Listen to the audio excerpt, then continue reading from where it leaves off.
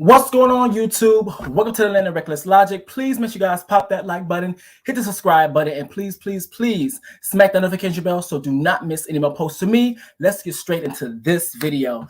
Alrighty, guys, as you guys can already tell by the title of this video, you guys already know what we're here to talk about. We're here to get into the mess and talk about the things of the things, okay? So, isn't God good? So, you guys already know.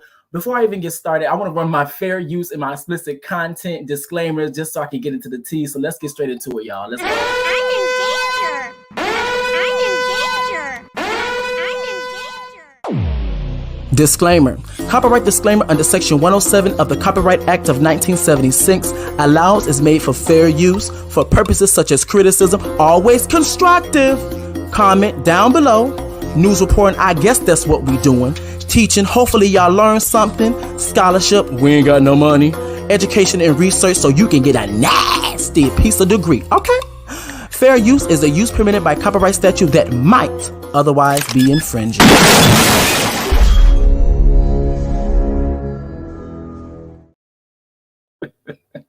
What's going on, everybody? How you guys feeling today? Oh no, y'all already know I had this live set up. Let me fix my lighting real quick. But I had this live set up for I'm gonna say an hour before. But the thing is that whenever I try to set something up and I try to be here on time, something always wants to come up, either a technical difficulty, whatever. But make sure you guys thumbs up this video. I really appreciate you guys being here. What's going on, logicians? We're here to get into the things. And today is going to be today's going to be a good day, okay? Come on, water. All right, so as everybody knows, Tasha K has lost her appeal. Her appeal has been denied by the courts. Once again, the way I'm going to explain this, because I know a lot of people have been keeping up, but just in case some people have not been keeping up with what's been going on, what I will be doing, I will be explaining this situation to its root, to its cause, to its most basic level. So even if a new person comes into this live and this is the first time they're hearing about this situation, I highly doubt it, they will know exactly what's going on, okay? So all the logicians, what's going on? How you guys feeling? Let's get straight into it. All right, so yes, so Tasha K has lost her appeal, the lawsuit against Cardi B, to where Cardi B ended up suing blogger, YouTuber, and commentator Tasha K. Now, Tasha K was well known for her videos, like the R. Kelly series, in terms of exposing the nasty, insidious nature of what was going on within the R. Kelly and his crew and the other victims. Now, with her being well known for exposing and also getting into the things, I will say that her reputation has most definitely gone downhill, because from my personal opinion, I personally feel that in terms of her reaching new levels when it comes down to the R. Kelly situation, I personally feel like she was trying to reach that same level again, but I'm just gonna hold up from that. But yes, that's who Tasha K is. Now, also, I want to make sure I introduce Cardi B. Cardi B is a well-known global rapper for her songs. She's well known for her songs of Bodak Yellow, Taki Taki, WAP, Up. Everybody knows who. If you don't know, look up. She's well known for that. She's also been on TV. She's a TV personality. She's also well known on Love and Hip Hop. That's kind of how she got started, at least for the public, in so many words. All right, so what really happened? Tasha K lost her appeal.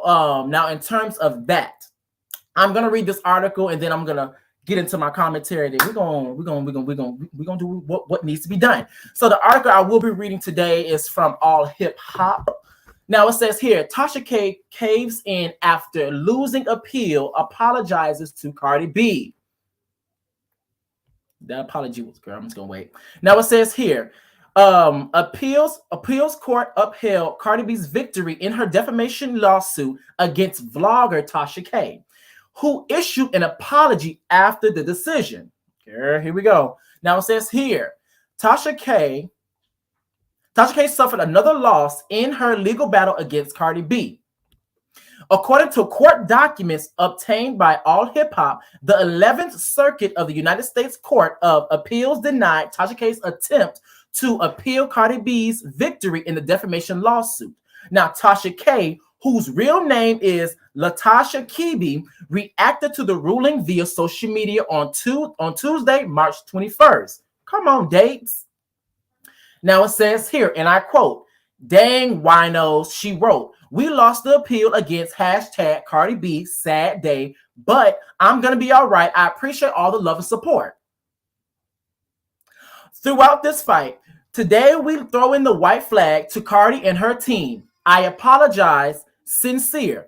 We live and learn." Girl. Now, as I continue, last year, Cardi B won more than $4 million in her lawsuit against Tasha K. The vlogger sought a new trial for months, but the appeals court upheld the verdict this week. And it says here, and I'm quoting, "There are two issues here," the judges wrote. "One is whether the court has significant evidence to hold up applicant." Yeah, where was I? I done lost my thing just that quick. I'm messing with this thing. Oh, what? Okay, one is whether the jury had Tasha K and others liable for defamation and other privacy torts. It says against appellee Beckley's asthma, girl, Cardi B, because girl, her last name always get me, girl. The other is whether the district court erred by excluding evidence. We hold that K hasn't preserved either issue for appeal. They continue. Defendant Tasha K asked for a new trial, saying that there was insignificant evidence for the jury verdict against her. But admits she didn't make either of the required post-verdict motions in the court in the district. Here's the thing. How the hell are you going to ask for an appeal? How are you going to ask for an appeal, but then you're not willing to do the work to make sure that, because keep in mind, Cardi B's not asking for this appeal. You are. So if you're the one asking for this appeal, why aren't you the one making sure, at least your lawyer, and we're going to get into her, at least your lawyer is not making sure that you guys are not on your P's and Q's to make sure that certain motions are in effect. If you're the one really pushing for this appeal and you're the one really wanting this appeal, why aren't you the ones making sure that you're on your P's and Q's? Because Cardi B and her team, they're on their P's and Q's because they're the ones that actually won $4 million. Well, the victories was $4 million. Now, whether she's going to get it or not, that's going to be a whole different story. Now, she might get it in money, as in the legal way, or she might get it in blood. I don't know. But where was I, girl? I'm over here losing everything. Okay, yes, here we go. District court. As a result, we have no authority to consider her insufficiency of the evidence argument on appeal. Girl. The appeals court called Tasha K's legal response unavailing. Now it says here, and I quote, "She seems to assert that she can seek a new trial on appeal, not because she did so below, but rather because she didn't," the judges explained. So while she apparently and correctly accepts the making one pre-verdict insufficiency of the evidence motion isn't enough to preserve the right to challenge the sufficiency of the evidence on appeal.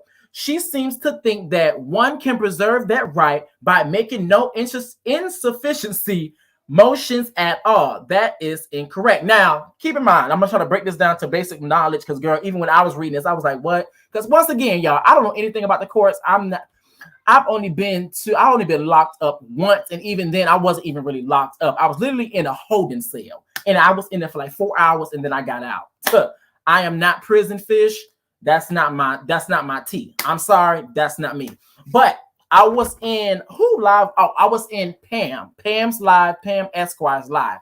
And what she did, she explained the documents down to the T, of course, with lawyers and also with legal terminology and also legal phrases and stuff for people like me who's not really into the legal things and I don't really know the terminology. Anything, you have to break it down to the most basic level. That's the reason why I like Pam. So essentially in her live, I'm I'm just gonna break it down for y'all. Essentially, in her live, the reason why she said that the appeal was denied was because Tasha K apparently wanted to have the appeal because she had new evidence or new reasoning or something, a new perspective that she wanted to bring in this specific appeal.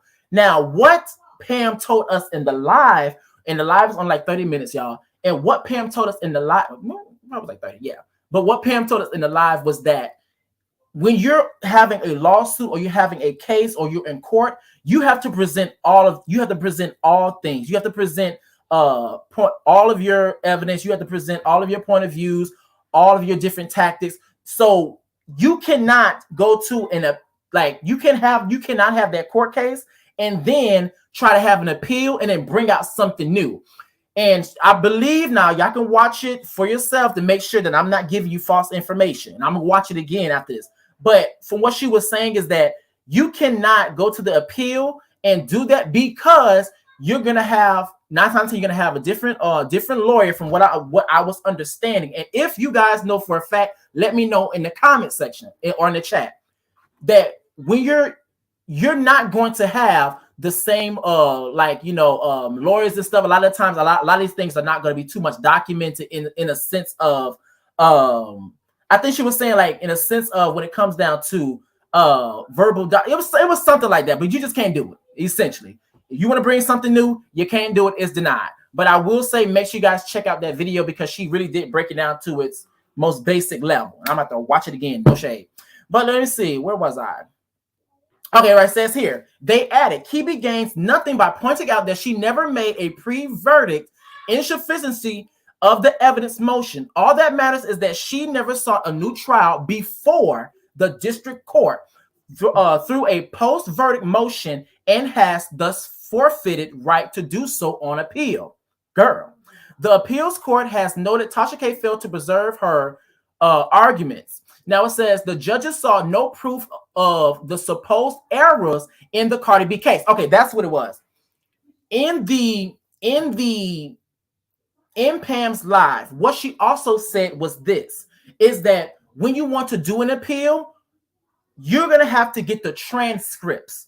Reason why those transcripts are going to be very important is because in order for like quote unquote the errors, like it said, Cardi B's errors, their team's errors, you have to cite what was said, or you have to cite something and actually prove that those things were said in the court. And that's the reason why when it comes down to you having a court case and then trying to do an appeal, you have to show all of your different perspectives and sides. And also you're going to have to prove that this is what happened. This is why I think that I should get another chance, or this appeal should be approved, and you have to cite it, which is another reason why having those transcripts are important. Once again, if I'm incorrect, y'all correct me in the chat. All right, so it says here.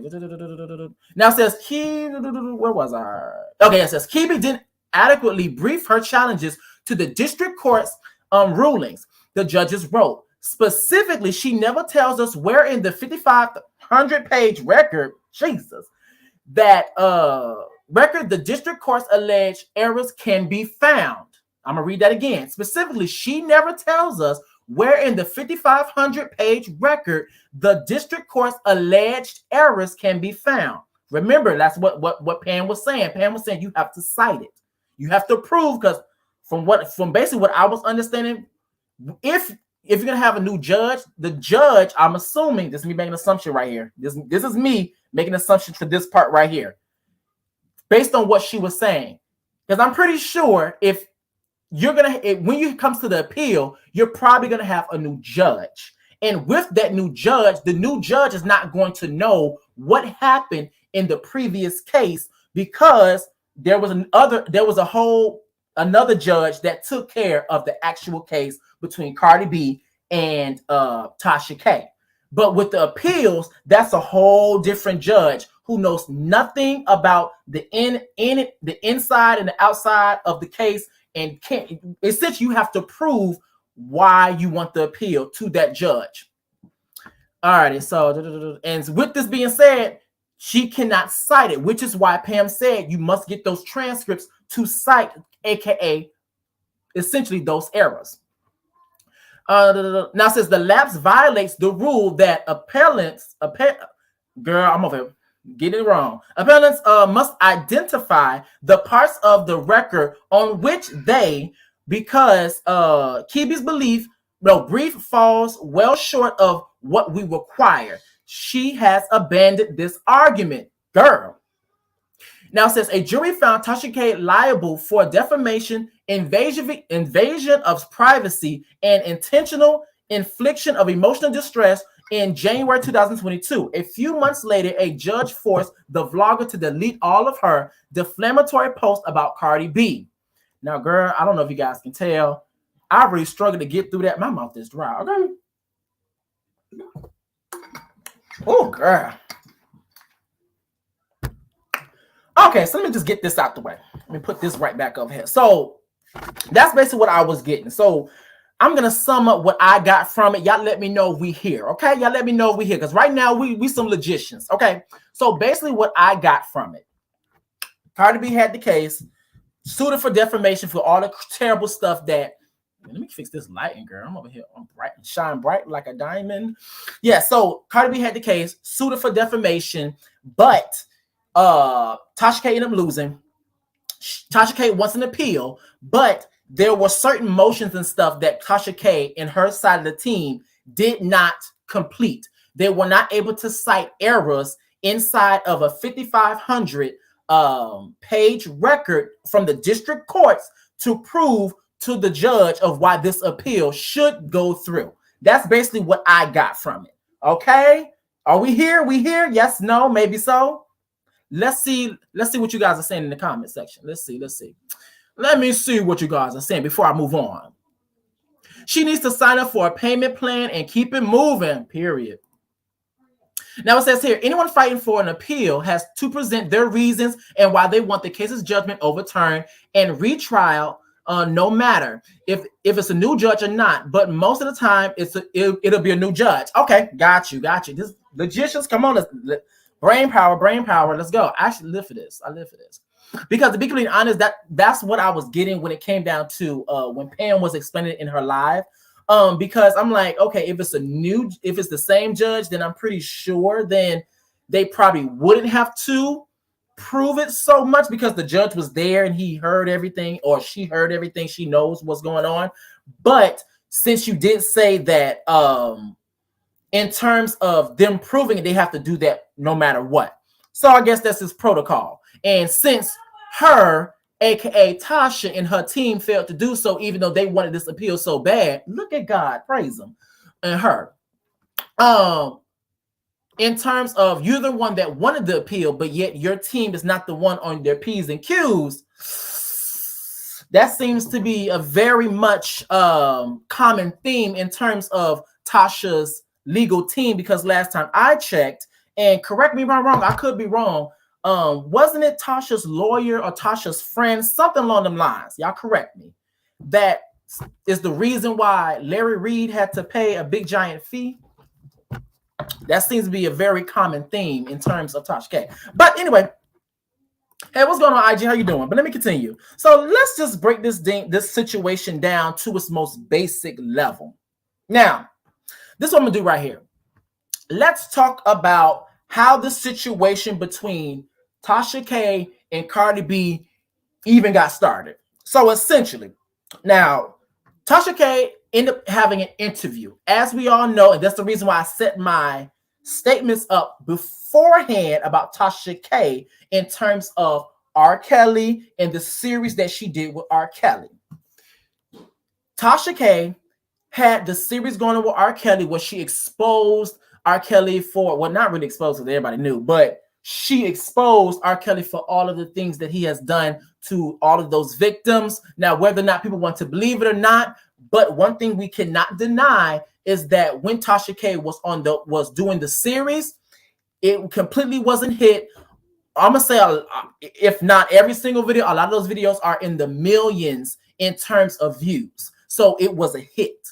And so I felt like in terms of her having that series and getting to her platform, reaching new heights and getting new traction and getting and media personnel looking at her and all, the attention was all eyes on her, I felt like she was trying to look for the next big thing to have that feeling again, or that same effect, to elevate her platform even more. Now, Tasha K had an interview with this lady called by the name of Star Marie. Star Marie is an alleged ex-roommate of Cardi B. Now, she had the interview of Star Marie. Now, within this interview, Star Marie made a whole bunch of crazy, insidious, imaginary claims in regard to Cardi B. The things I'm gonna go name some of them. What she said in the interview was that Cardi B allegedly had some type of, I really don't want to say it because it's YouTube, had the hurt. I don't want to say the whole thing because girl, YouTube be trying to get me up out of here. She said that she was a former roommate of Cardi B. She said that in terms of Cardi B, that she had the connections inside of the strip club. They used to work together, which is true. They did used to work together. But she said that within the club, Cardi B was a lame. I'm summing up. She was a lame. Star Marie was popular. She was the one that had all the connections, which was a lie. Now, Cardi B, in response, reached out to Tasha K. Let it be known that this girl is lying. I don't know this girl like that. And let's be very clear, because people was harping so much on, yes, you did know her. What you mean you didn't know her? Now all of a sudden you don't know her or whatever. The thing is, Cardi B did know of Star Marie, but there's a distinction between knowing someone, as in, I just know you at work, compared to, oh, hello, you met my family. I know you. I've been to your house. You've been to my house. We hang out all the time. There is a complete difference. And then on top of that, there was a long time where Star Marie and Cardi B disconnected. So it's a lot of people that I worked with or worked for in the past that I know of. But the thing is that if I see them today, I don't know you. I know of you, but I don't know you like that. So that's where people was getting really harped up on, and people was kind of latching on to false narratives. And we're going to get into that in terms of Miss Toxic K. So yes, she reached out and let it be known that Tasha K, this is not true. This girl is lying on me. Just take the video down. This is crazy. Nah. Tasha K said, you know, that's her truth. That's what she said. She said, if you have a problem with that, you can come and do an interview with me. Cardi B declined the interview, but she still let it be known that the girl is lying. And from that point, that is when everything went downhill in terms of Cardi B and Tasha K.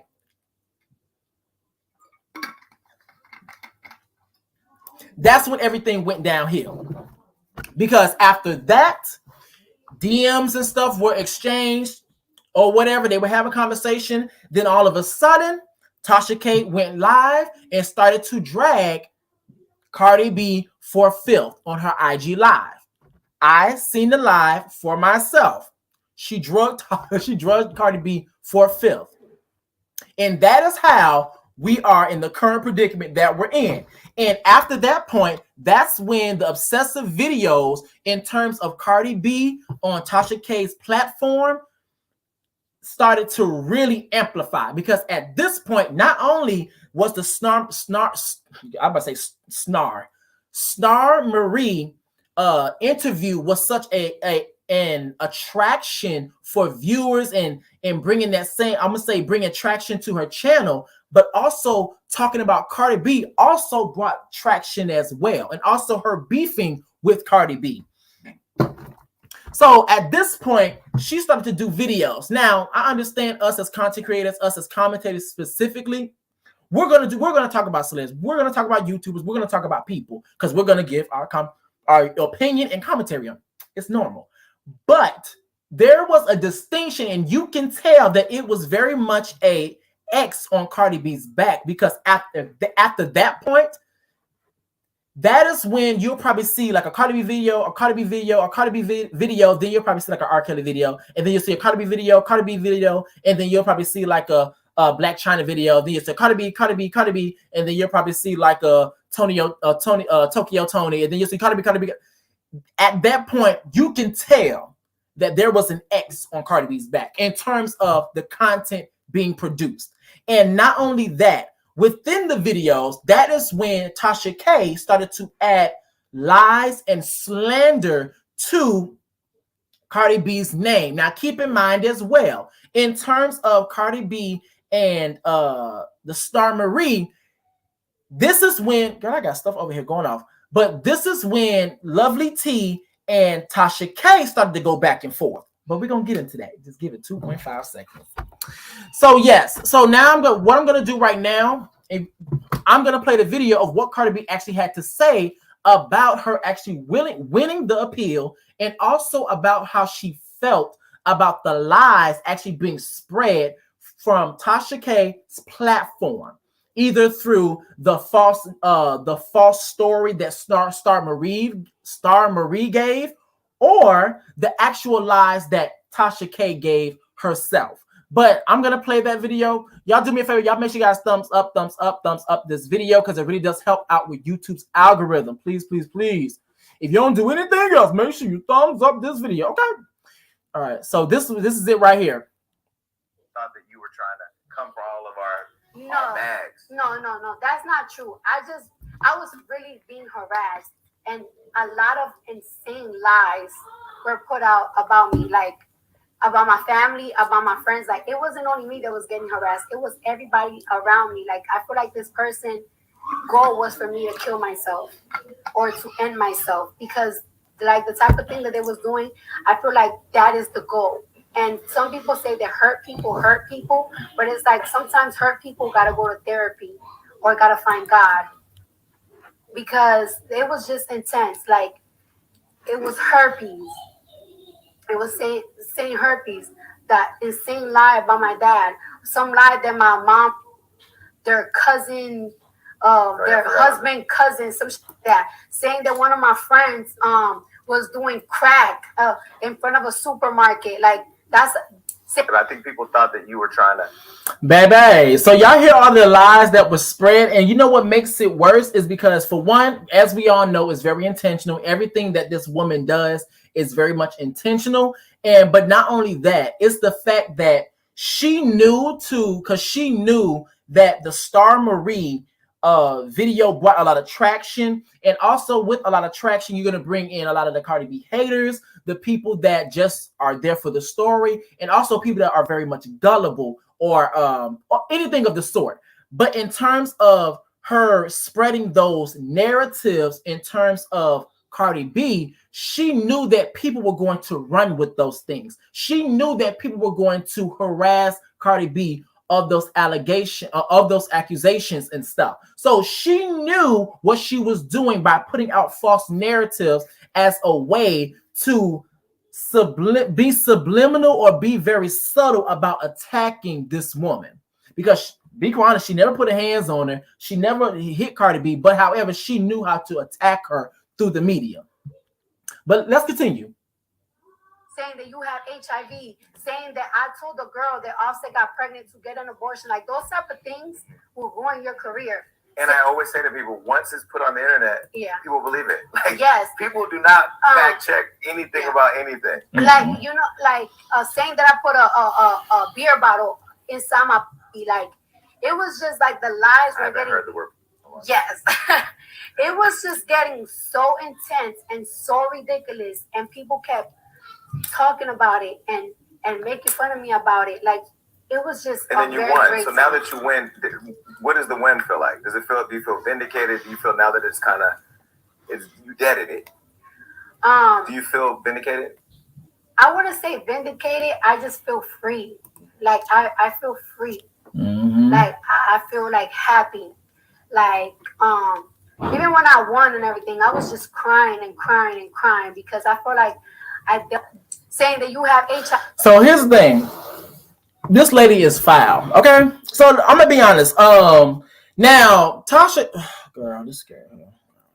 Now, what what I'm gonna do right here, because I know what she likes to do. I'm just gonna be honest with you. I'm gonna pull something up. I'm going to pull something up. That's what I'm gonna do. Y'all make sure you guys thumbs up this video. Thumbs up, thumbs up, thumbs up. This is what I'm gonna do right here. Bam. I'm going to pull up her apology. Now, she did apologize to Cardi B. Girl, now we know good and goddamn well. I'm gonna make this big, so I'm gonna make this screen full.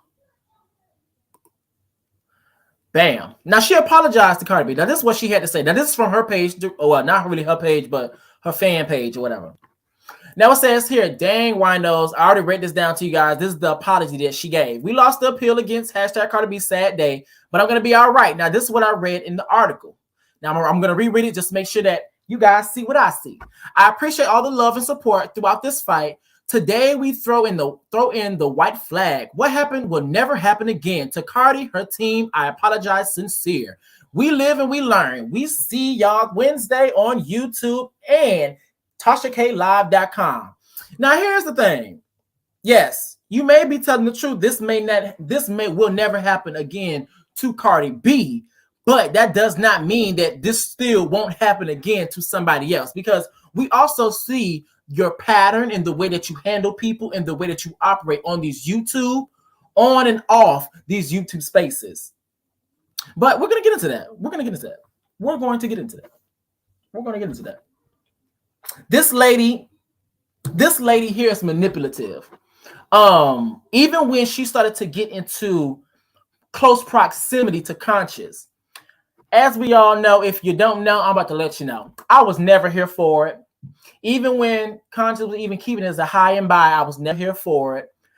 Because in terms of, I understand that as content creators and also as people, we're going to have different interactions with everybody, which means that y'all, we may have a wonderful relationship. Y'all be like, oh, I love Reckless. Oh my God.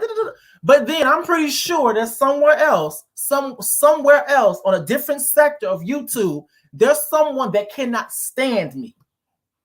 And rightfully so.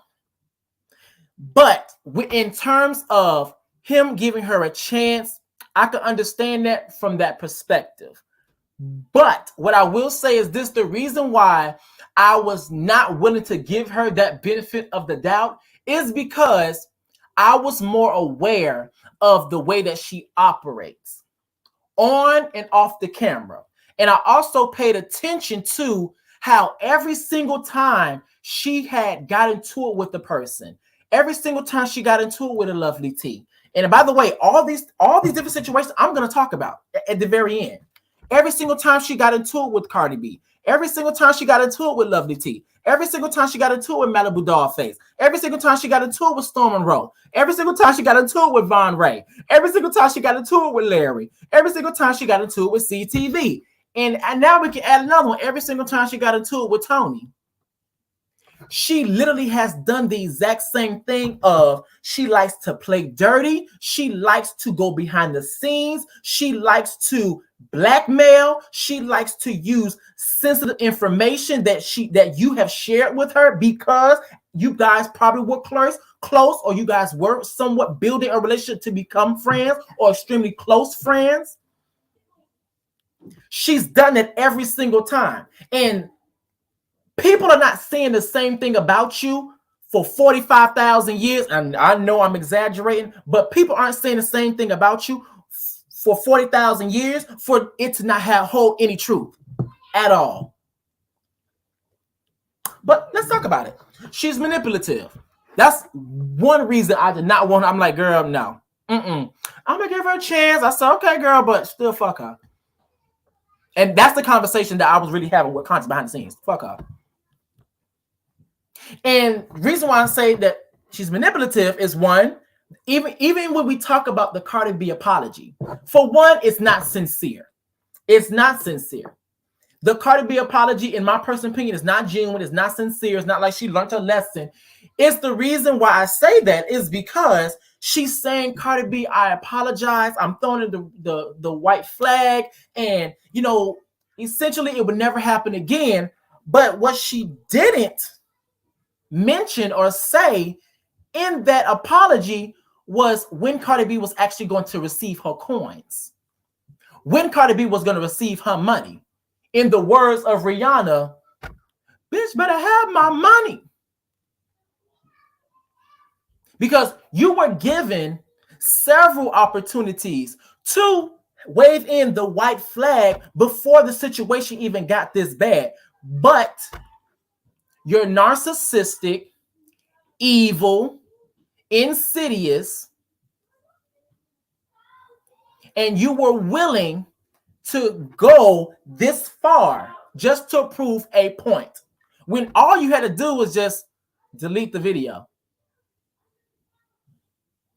But let's continue. And to be completely honest, in terms of the apology, the reason why it's not sincere is because it's a mind fuck. It's a mind fuck. And the reason why I know that is because she's saying, I'm sorry, but at the same time, she also put up on the internet, and then actually, can I find it? Because I want you guys to see what I see. Let me see, can I go to YouTube? Because I remember somebody posted. Let me go to NeoX channel because she posted it. She also posted something very interesting. Let me see. Can I find it? Bye. Y'all make sure you guys thumbs up this video. Thumbs up, thumbs up, thumbs up. Okay, girl, come on. Come on up, come on up. Bam. Thumbs up this video, y'all. By the way, y'all, when you guys thumbs up, think of thumbing up as a hello, ringing the doorbell, having good manners. Make sure you guys thumbs up because it really does help out with YouTube's algorithm. Because, baby, I need to try to push through this algorithm. Community. It was on her community wall. Here we go. Bam. What is bad boy at?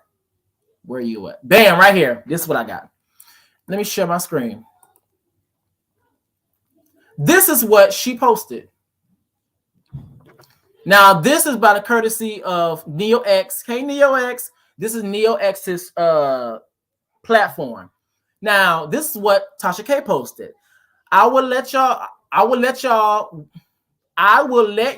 what part-time gig I get so I can pay off this debt. I ain't got it, but I'm still gonna get it. At McDonald's, at Wendy's, at Burger King, any positions available, I will do anything. That's right there lets me know that, for one, the apology was not sincere.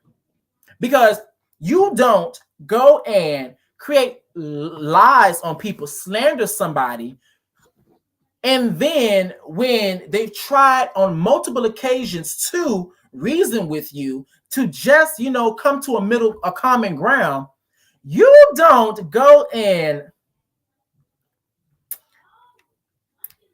lose the case.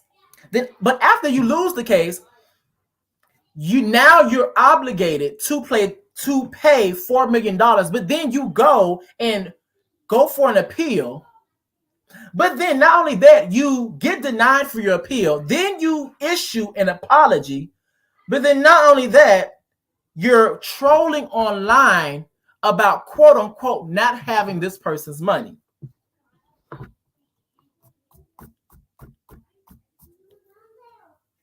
So it's another way of being able to say to Cardi B, and this is my personal opinion, I could be right and I could be wrong. It's another way to say to Cardi B as in, yeah, you won the case. Yeah, my appeal was denied, but you're still not going to get your money. I ain't got it. You still not going to get your money.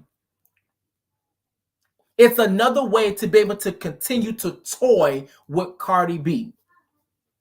Now, to be completely honest, I'm going to be honest with you. I know for a fact, at least in my personal opinion, Cardi B is not suing Tasha K for the money. It's based off of principle. It's based off of making sure that Tasha K's life is a living hell. Because from what we understand and from what we heard is that's what Cardi B was feeling with those lies and narratives were being put out into the general public to consume from Star Marie and also from Tasha K herself.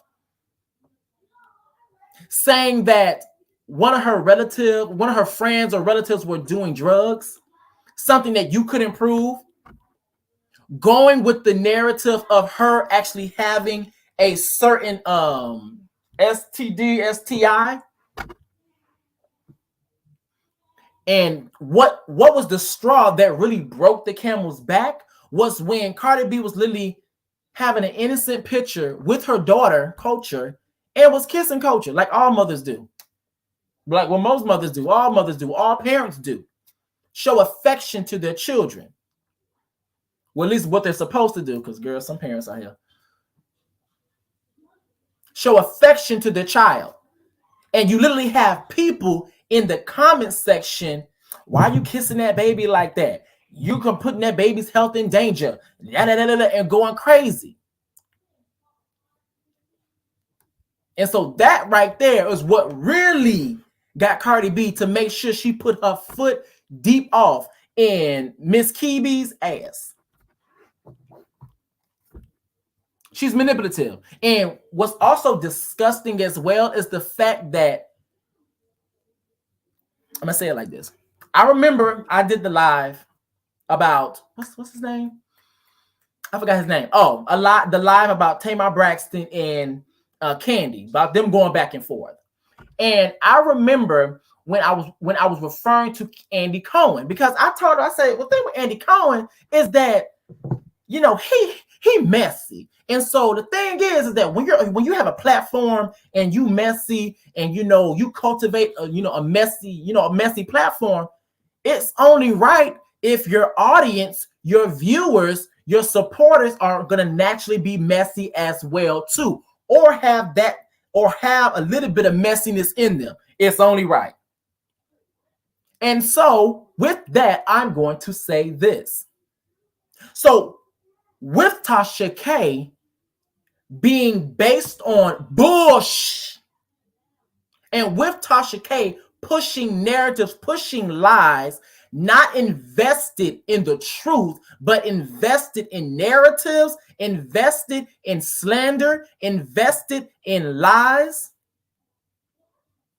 it's only right that her winos are also going to follow suit. So it's the fact that they entertain, engage, endorse the BS as well. But let's continue. It's also the fact that she literally gaslights her audience, knowing that her audience is gullible. Most of them. Well, I'm gonna be honest with you. If you still follow Tasha K, I'm sorry, you're gullible. I'm sorry, you're gullible. You're gullible. Now, I will say this: a lot of people don't watch her for truth. They don't watch her to make sure that the information is accurate. From what I always hear, they watch her for entertainment.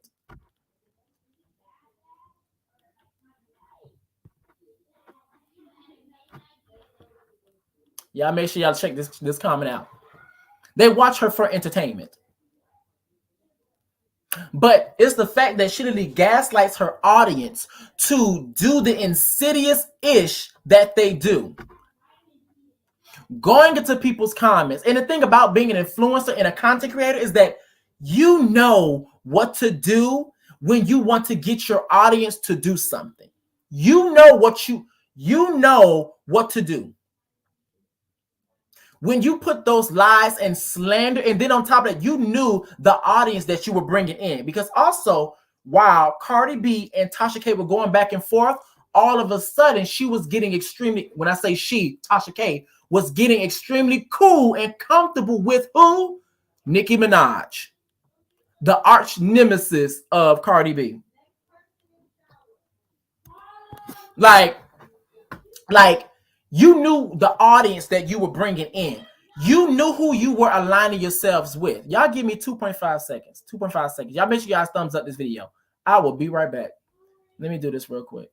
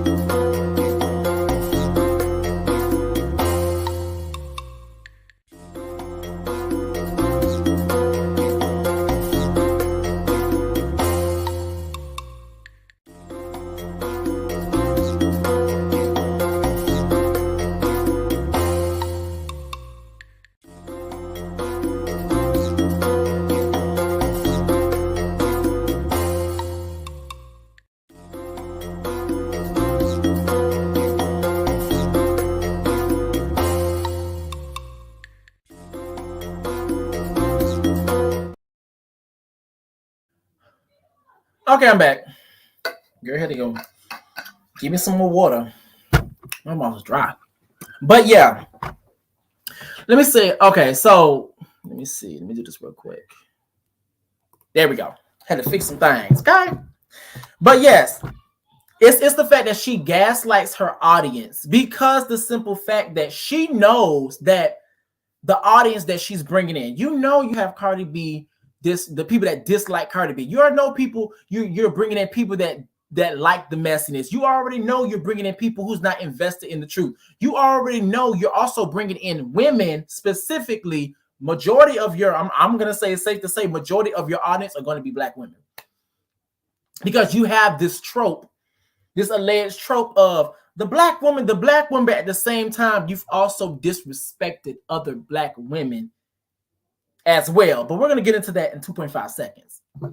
So you gaslight your audience by feeding them these narratives, feeding them these lies, just because you know they're going to follow suit and terrorize other people, other content creators. They're going to terrorize other celebrities. And then not only that, it's gossip, it's commentary, it's people's opinion. People are also going to spread those lies. And you know that. And you also have a huge platform to do so. So you're very much aware of what you're doing.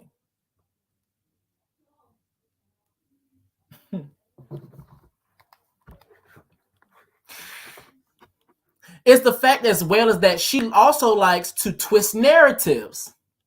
Because what she does as well, she'll literally hear one thing. She'll probably hear something like, something real light, real cool, real easy. But then she will literally twist it to where it holds a tad bit of truth, but then she adds in her little BS here and there. And actually, you know what's so funny about that? Oh, want to make sure. Oh, I thought I got out of this whole page. But you know what's so funny about that? I was actually reading a book. So I was at military training, right? And I was reading this book. It was called The 48 Laws of Power. Now, this is of course, a book that's been out for a long time. But there was a let me see. There was a law up in here that I just thought about. I'm gonna see. Can I find it? I think it was Law 12, and if I can remember it. But let me see. It says something about being selective about your truth. Let me see. I think it was Law 12. Let me see. I got it right here. Yep, right here. So let me share my screen. The 48 Laws of Power. And this is the art of twisting narratives. So as you guys see right here, wait, is it brought up? I want to make sure. Okay, it's right here on my screen. As you guys see here, this is I'm going to show you guys. This is the book right here. See it right here, guys? This is the book right here. The name of it is the 48 Laws of Power. I'm going to go down to law number 12. 112 right here. It says, use selective honesty and generosity to disarm your victim. Use honesty and generosity to disarm and distract others from your schemes. Even the most suspicious people respond to acts of kindness, leaving them vulnerable to manipulation.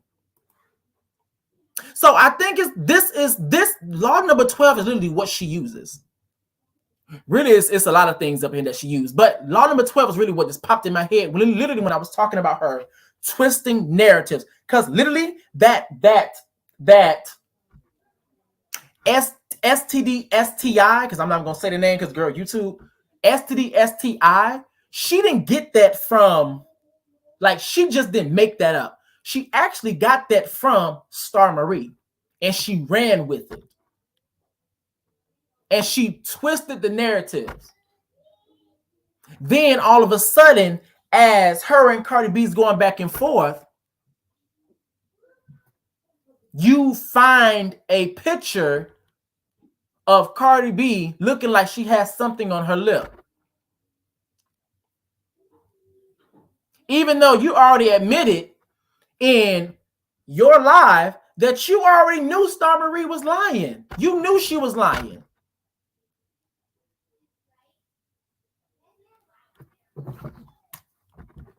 She also likes to chop media, to be very selective about what parts of audio that she shows, what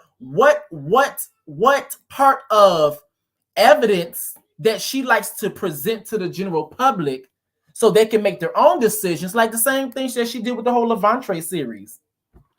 She literally was gassing the situation up so much to the point it was like so many, in the words of conscience, smoke and mirrors, to the point when she actually delivered the receipts, people were looking like, girl, those aren't really receipts. Like, what are we supposed to do with that?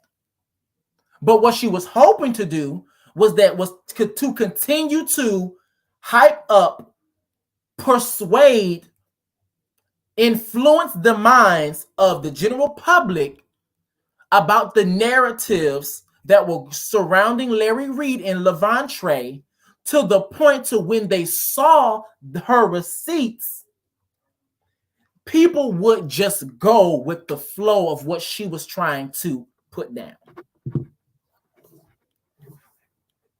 She's a nasty spirit, nasty individual, extremely homophobic. And the thing about it is that, once again, a lot of times when I refer to these different stances against queer people, positions against melanated folks, positions against trans people, I'm not only referring to the explicit stance or the explicit positions. I'm also referring to, once again, it being very subtle, laid back, and docile. So for me, I always knew that she was homophobic. But now, for a lot of other people, now the homophobia has come to the forefront in terms of when she got into it with Tony. And she used the F word. She's a nasty individual. And that's another reason why I don't even understand even other queer people even still supporting a woman who don't even like you. She does not like you. She does not like your existence. I don't know what in the self-hate that some queer people have by still supporting this woman. Now, I do understand. Now, I will say this. I do understand. If we really get to know a lot of the people that we actually support in real life, there's probably a lot of things that we probably really should stop supporting. But this woman does not like the essence of you, and you're actually still supporting this woman. Potentially giving her your coin so she can make a coin. And also doing her dirty work in spreading lies and slander when she's already been documented and put into the legal system as a liar. She's anti-black. I'm saying this. She's anti-black. Now, I do understand that from the surface level, it comes off like, oh, I'm here for black women. I'm a black woman. I want to see black women succeed. Black women, pro-black woman. Yay, haha. I know for surface level, it comes off like that, and that's what people see in it. But if you look a tad bit deeper, and you start to really peel back the layers. Reason why I'm calling her anti-black is because my question is, someone that is quote unquote pro-black, or someone that's for melanated people or the black community, who in their right mind would be sane enough to create division between melanated people? And you're supposed to be pro-black. Who in their right mind wants to create beef between melanated people and you're supposed to be pro-black? That doesn't sound pro-black to me at all. She likes to weaponize social issues, sensitive issues in terms of always trying to accuse some of her people, some of the people that she's been in beef with as violators of minors. She likes to weaponize that on people's names, their brands, and she's done it a plethora of different times. And the fact that statistically, and this goes back to her gaslighting her audience and having them do her dirty work, statistically, we know and understand that Black women have largely experienced being traumatized as a child from being sexually assaulted. And she knows that putting that stamp on somebody's name may trigger up a response to have them do your dirty work and make them get invested in a situation and read the room wrong. And she knows that. She understands that.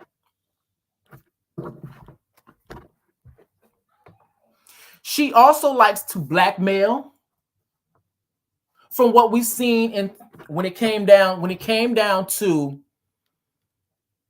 Larry Reid, when she wanted Larry Reid to pick either her or Conscious, and when Larry Reid chose Conscious, all of a sudden, 24 hours later, she has this story that's coming out about Larry Reid. And this also goes to what I said earlier in terms of her trying to have all these smoke and mirrors of, oh, I have these receipts. Because my thing is this, also in the recording,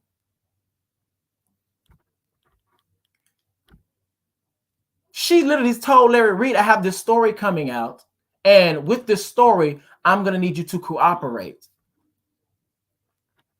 But my thing is this, if you have receipts that are convincing, that can quote unquote convince the general public that Larry Reid is quote unquote X, Y, and Z, which he's not, that he's X, Y, and Z, why do you need him to cooperate to help the story?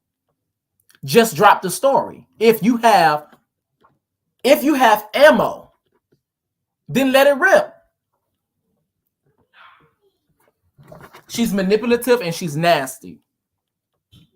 But let's actually go through, and to be clear and honest, she because I almost forgot about it. She also does the blackmailing thing in terms of when she literally says this, and I have this on the thumbnail. What if I told you? What if I told you that, you know, I have this story and the evidence looks very convincing? What if I told you that, you know, that I can possibly put you in jail? I'm just making this stuff up. I can possibly put you in jail for a long time. What if I told you I have this story of this person coming out saying that you SA'd them? What if I told you? It's a whole bunch of what if I told you. That's her tagline when she's trying to blackmail.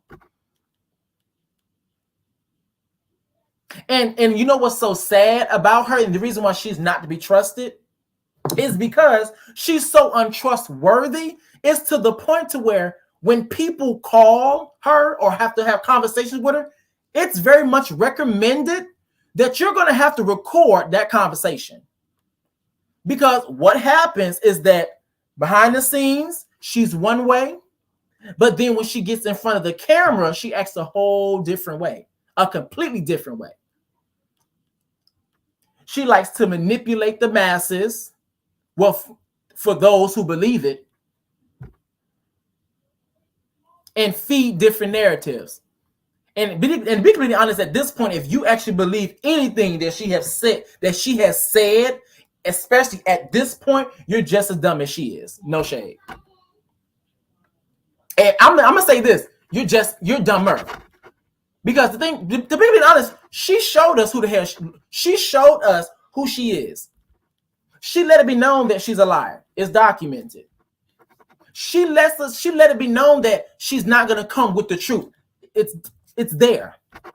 She lets you know she's going to spin narratives for a click and a view. It's there.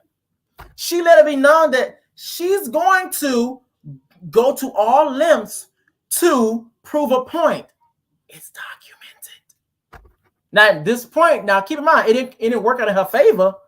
Well, she's going to go to all lengths to prove a point, even if her point is incorrect.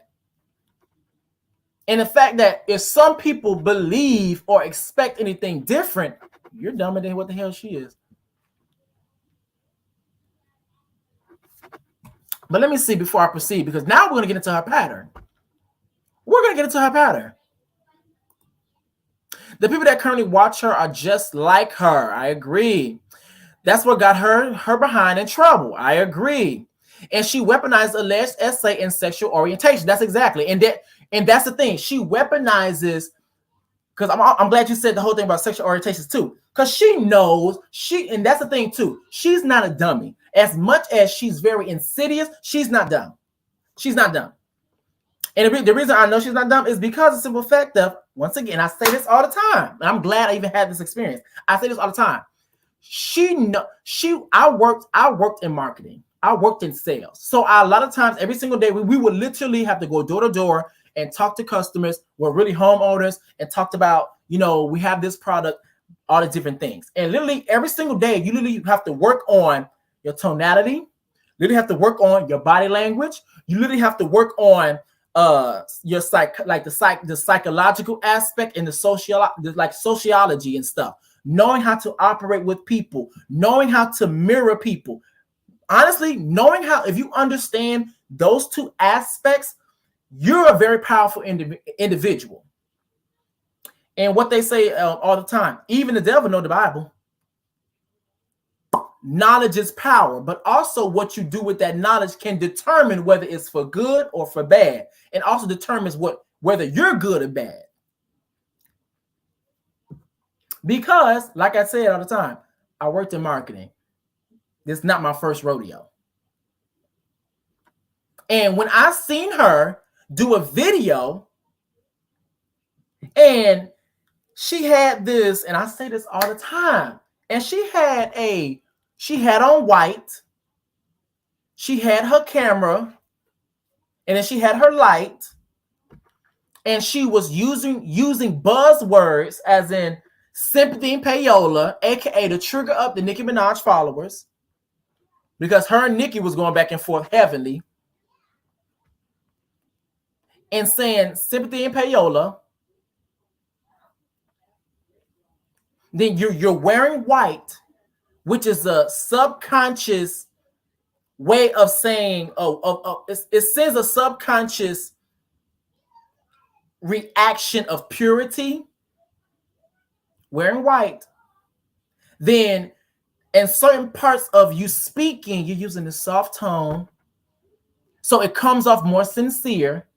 So now you're trying to really drive and push and really try to pull and sell your point. You look down, sympathy and payola. You using certain body language. You're looking up at your light, so it looks like you're looking into the heavens. These are all marketing tactics, literally. Knowing how to operate, knowing how to move, being able to mirror, which is a big thing, being able to mirror your audience or the person that you're talking to. Being able to match that energy, making sure that energy is not too much and it's not, and the energy level is not too low. Having that energy just right. And she's manipulative. No shade. Let me fix my light. It's like every single time I fix my light, all of a sudden that bad boy just go all the way up here. I'm like, girl, why are you too bright? Let me see. Out. Oh, okay.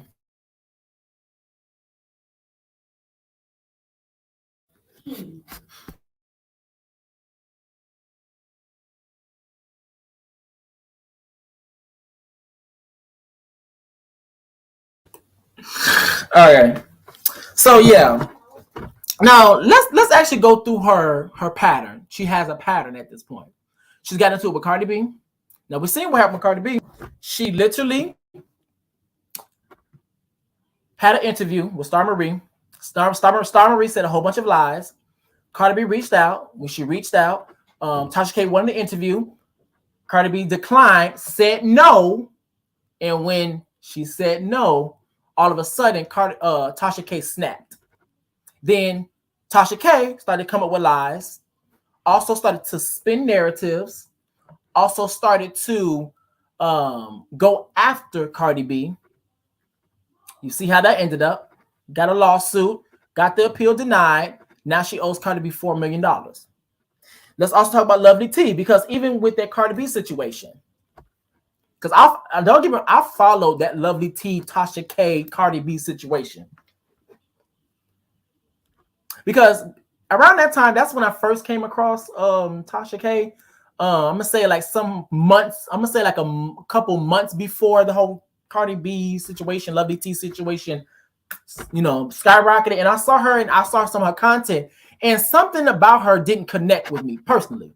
It didn't connect with me. So I was like, not saying she's a bad commentator, but I just don't connect with her.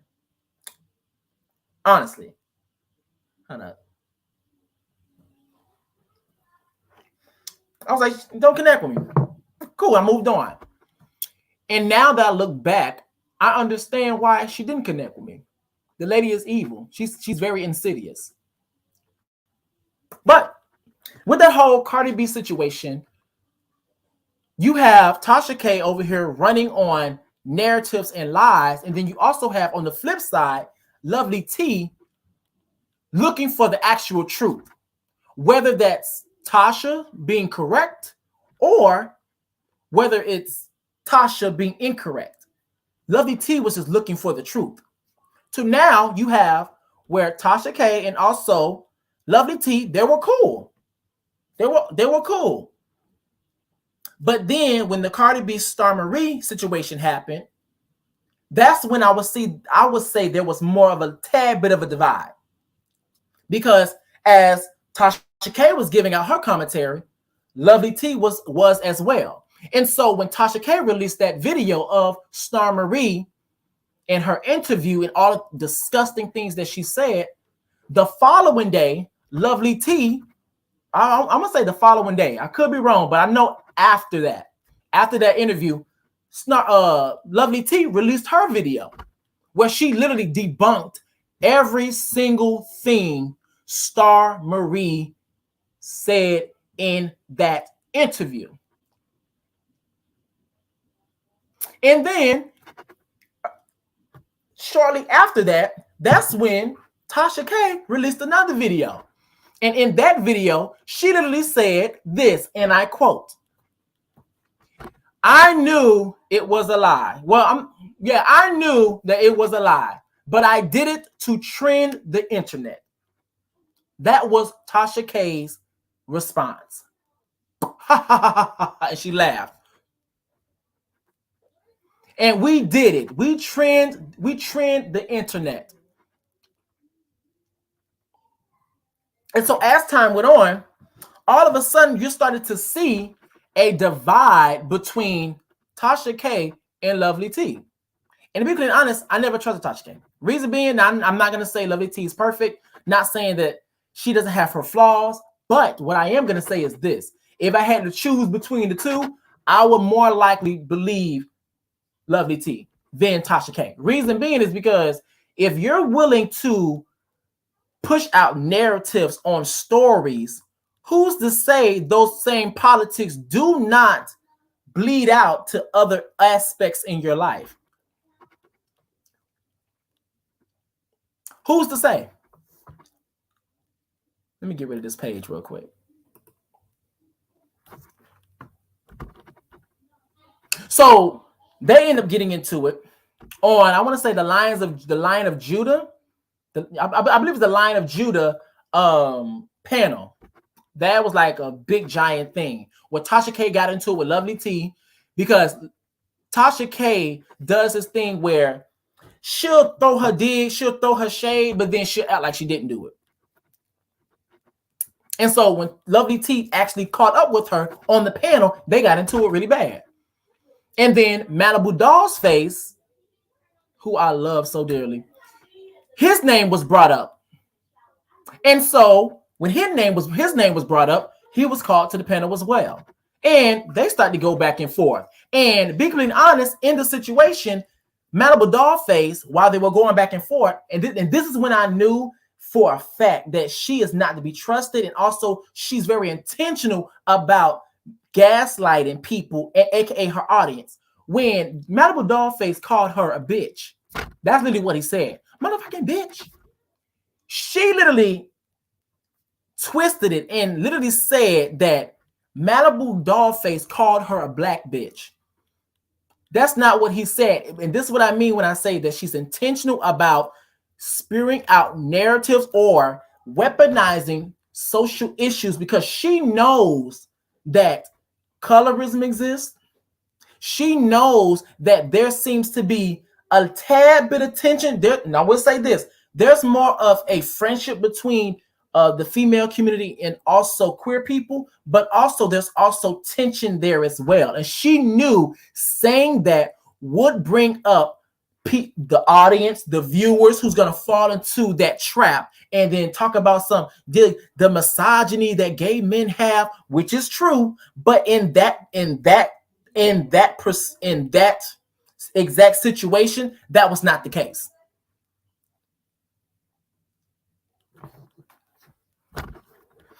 The way that the situation that happened with Storm, where she was manipulating the narratives,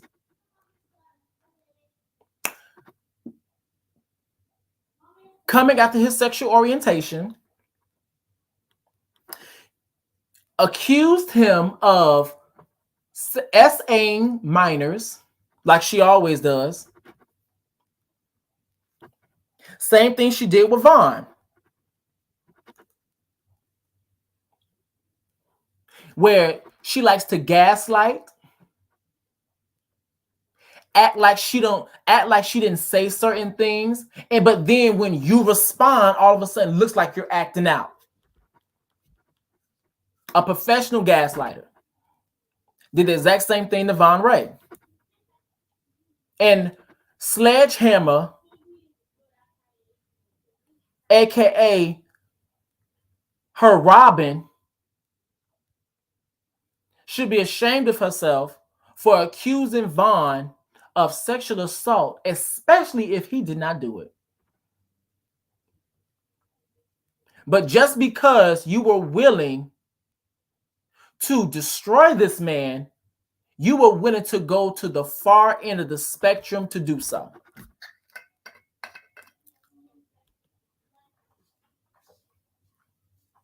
And that's why I don't fuck with you either. I don't fuck with you either. And I know another reason how I know Sledgehammer is manipulative as well is because of this. And I say this on the platform all the time. When the situation broke out about Conscious and Tasha K, we were all in the panel. But I do remember around that time, either I believe it was before or maybe it was after. I forgot exactly. But I remember we were all in the panel. It was Chelsea, aka Sledgehammer, Hammerhead Shark, aka Chelsea. And I remember it was me, Conscious, Chelsea, and some other people on the panel. And I remember there was a woman or a man, I forgot it, but it was a caller that came up and was trying to drag Chelsea for filth. Chelsea left the panel. She didn't like it. Whatever. But I remember around that time, I had asked her about a way to monetize my platform. Because I was like, I really need to start taking this a little bit more serious. How can I be able to make money? What's the ins and outs? And even I still don't know all the ins and outs about monetization. But I was like, you know what? I have connections. I know Chelsea. I like her. We cool. She, even though I may not get along with her boss, she's not my speed, but I know Chelsea. I like Chelsea. I might as well talk to her. Just get some information. I'm pretty sure she'll give it to me. Cool. If she don't, it's all right. So I reached out to her and through Instagram. And I wish I had my old page, when my old Instagram page got hacked. And I reached out to her And she said she was gonna get back to me. Never got back to me. I never pressed the issue. I didn't even feel the type of way. I was like, okay, cool, whatever. Cool, whatever. But then once her and Conscious, when I say her, I'm referring to Chelsea, aka Sledgehammer. When her and Conscious got into it, all of a sudden, and it was just so convenient. All of a sudden, I end up getting in my inbox, my DMs, were monetization information immediately after they get into it. And ding, ding, ding, ding, ding. For one, you're not talking to a dumbass. 2, I'm very much smarter than that. 3, girl, go play with somebody else. I know what's going on. You doing that let me know, like, it's like, girl, you probably could have pulled that with somebody else, or at least you could have waited, and it probably could have been up in the air of the reasons why you were doing that. But girl, you literally did it as soon as you unconsciously got into it. And that right there let me know that you, for one, you're being manipulative, just like your boss, of the reason why you even sent that information, and you were doing it to be in good graces. Because you couldn't get the Conscious, so I guess you thought you doing that for me was gonna make me put in a good word for you, or whatever your intention was. But realize that you're not speaking with a dumbass. Like, girl, I see through you. I see through everybody. I may not always voice it, but I see it. Girl, this is so crazy. And the fact that, actually, I'm just gonna wait till Conscious exposes it, because he said he's gonna expose it eventually if they keep pushing his hand. But the disgusting things that she has done, when I say she, Tasha K, in terms of Larry Reed. Larry Reed was nothing but nice to you. He was kind to you. To my understanding, from what I understand and from what I hear, he helped you build your website, aka TashaKLive.com, which is very similar to Larry Reed Live. What a coincidence.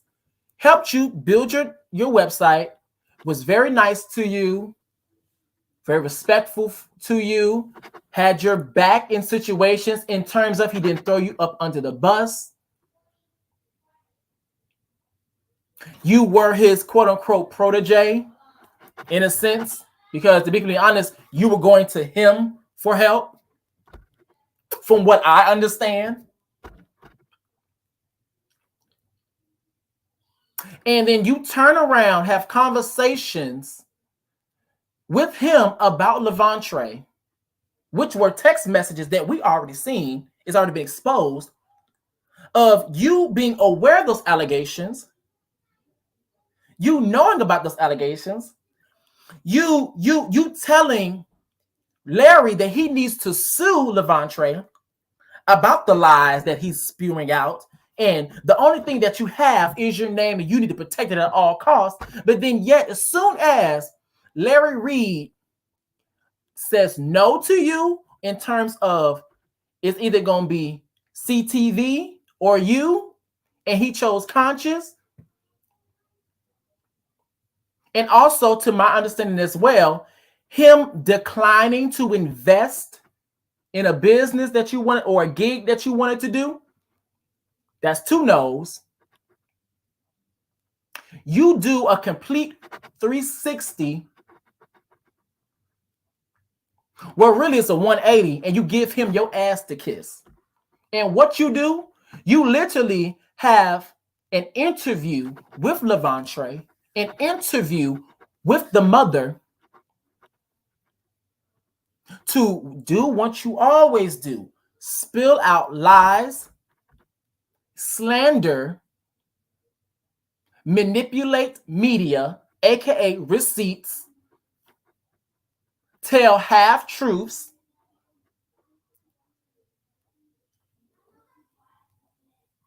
and then to take the side of Levantre, when you know that Levantre's telling a bold-faced lie. The same thing that happened in the Star Marie situation, where you literally said that I knew Star Marie was lying. But you took no issue with having her on your platform. You took no issue with continue to spill out the nasty narratives that she helped create.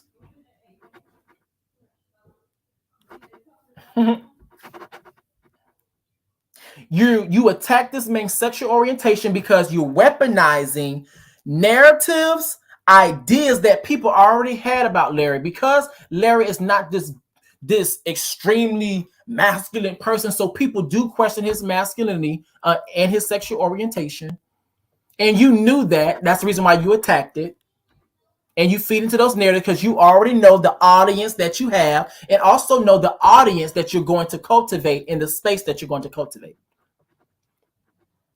You're going to bring in the Larry haters. You're going to bring in the people that don't like him, and the people that believe those narratives, and also want to hear those narratives get preached. And you gaslight the audience to do your dirty work. What a coincidence. Every single situation she has done the exact same thing. You've done the exact same thing to CTV. Apparently, to my understanding, all of a sudden he's a prostitute. Or something like that. I don't know what it. All of a sudden he's a prostitute. All of a sudden, Larry is allegedly sleeping with all these gay men, apparently, with no receipts. And even then, with your receipts, I have to question them every single time, because when I speak to you or I see anything of your comment, when I speak to you, when I see your commentary or anything of the sort, I have to question it. Because you also went on Bigo Live to allow the Bigo viewers to hear a recording, but then just come to find out in my Kelsey voice, I have to go on live with Conscious to hear the full recording, the entire recording. And you did the exact same thing in terms of Tony. When the man was nothing but nice to you, he was respectful to you, and you did what? He shared information with you because to his knowledge, he was building a relationship with you. He wasn't fully aware of your insidious nature, your demonic stance positions. And so he trusted you. Or he was building trust with you. And what happens when you build trust with people? You're going to share something that makes you vulnerable, and then they're going to do the exact same thing. But what did that 48 laws of power say? Being able to be selective, being selective with honesty and generosity will disarm your victim from your true scheme and distract them from your true schemes. So as he was disclosing to you about how his girlfriend is something that he's very sensitive, or his fiance, or something that he's very sensitive about, he's very protective over, what is that? What's something that you do? You literally do a 180, give him your ass to kiss, and that's exactly what you go to do to attack him on. You go to attack his girlfriend or his wife. I don't know what their status is, but you go to attack his significant other. This is a pattern that she has. She did it with Tony, Larry. She done it with Storm. She done it with Vaughn. She done it with every single body. So at this point, who are we going to blame? Are we going to blame her, or are we going to blame the viewers? Because y'all are the reason why stuff like this happens. Because the thing that gets me is that on one end, because I'm gonna be honest with you, on one end, hey, intersex, how you doing? On one end, it's we have to do better as Black people. But then on the other end, this is the type of stuff that we support. We support a Tasha K. So What are we trying to do better in? Now I can understand, don't get me wrong, because I love my truth, I love my fair share of niggerment myself. So I like to watch my Zeus network. I like to watch, here and there. But here's my thing that irks my spirit when it comes down to the Tasha K thing. It's because it's one thing to be into something that's like real surface level. It's just shade back and forth, but it's a whole new area, a whole new danger when you're literally spreading lies and slander that can ruin someone's reputation, that can change somebody's reality.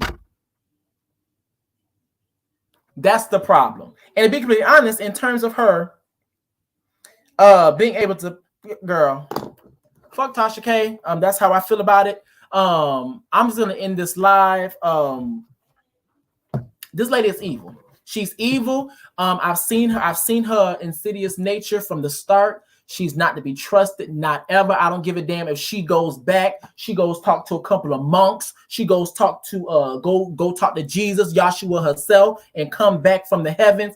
She is not to be trusted. She is too insidious. And you know what's crazy? And I said this on Conscious Live. What's crazy is that, because this live is kind of getting kind of long. What's crazy is that as much as we literally combat misogyny, combat patriarchy, combat homophobia, queerphobia, combat all these different type of power system, racism, etc. It's so crazy how when Tony got into it with her, or certain people got into it with her, that they said all different types of things, like getting into their misogyny bag, getting into their colorist bag, getting into all of these different types of bags. And this is not even a shot at Tony at all. It's just the fact that everybody was literally on accord with, you know what? I'm gonna give him a pass. That's how sick, demonic this woman is, to the point to where we are literally allowing people to get into their nitty gritty, like get real deep down and dirty with this woman, because that's the type of energy that you have to meet her with, because she's gonna take you there. The fact that he was able to call her a black bitch, no one got upset, or we just charged it to the game because we understand who we're dealing with. And to be honest, I wouldn't care if he said 1,000 more times to her, because this is what she does. She likes to weaponize sensitive social issues, and she uses buzzwords to do so.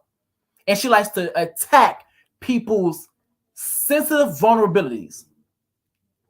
And so if a person has to meet her and match her with her same energy and play her with her same tactics, war tactics, so be it. It is what it is. And so that's all I have to say for this video. Make sure you guys thumbs up this video. If you guys like this video, make sure you guys let me know. Let me know what you guys think in the comment section. Now, just so you guys are aware, because I don't know if you guys even look at my description box. In my description box, I actually wrote down questions that I would love for you guys to answer. Please make sure you guys answer those questions. Let me know what you guys think in the chat. Put your answers in the inside of the comment section, just so you guys, I can see what you guys' heads are at or whatever. But if you guys really enjoyed this live, let me know in the comment section. If you guys really enjoyed this live, let me know if you guys want to donate. My only thing I am taking at the time is Cash App, Zelle, PayPal, if you guys feel moved to be able to donate. But once again, I haven't gotten my ID as of yet. So my monetization on my channel in terms of channel members and also in terms of being able to send super chats, super stickers, etc., has been disabled for right now. But once I get my ID and I talk to Instagram, girl, get it together. Once I talk to YouTube, then all of those things will resume. But as of right now, they have been put on pause. So if you guys have anything, let me know. But that is it for my video for today, guys. Please, that is it for my video for today, guys. Please let me know what you guys think in the comment section. That's it. I will see you guys later. Bye. Let me get it together, girl.